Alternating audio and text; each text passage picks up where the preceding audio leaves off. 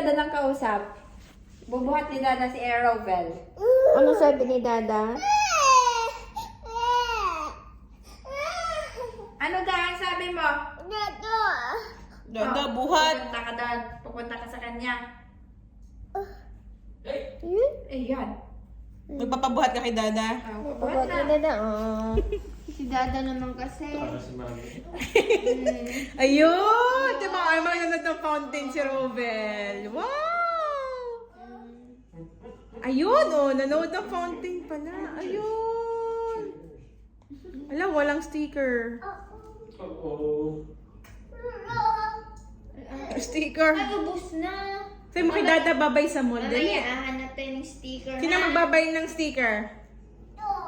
Dog. Oh, babay ng dog ng sticker. Sino magbabay? Si Doc pala. Kasi galing kay Doc yung nasa kanya.